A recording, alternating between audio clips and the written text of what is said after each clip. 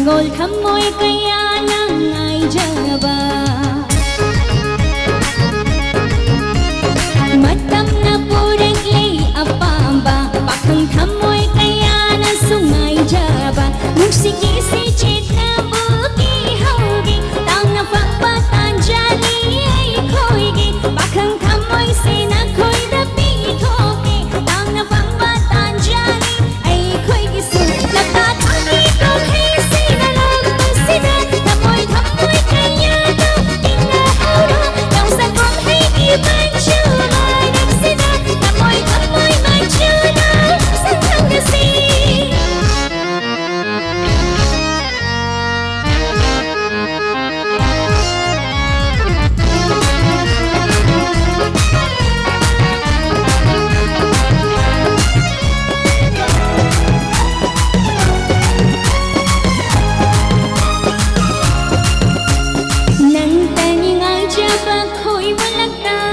Habang kaya nga'y jaba ng katali, magulay halo, mahaifang halo, ng buhay nawala nga'y jabali.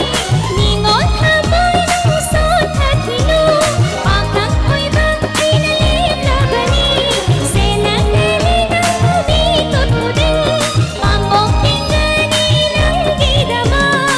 Bakit kinapang gabi, siya kakinapog nindong, ay jari batanja doon naglaban.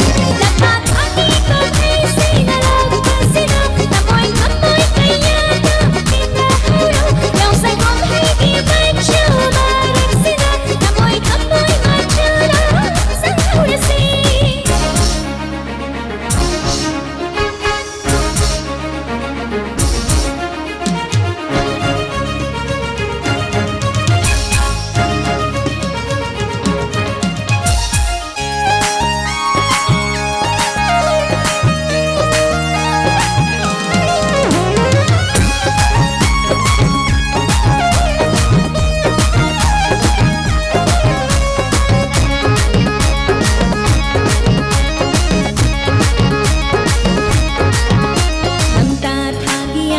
Kung sisigayaw siya, mapong pahansi, kabal mo dyan na si. Damta tagiyaw siya, kung sisigayaw siya, mapong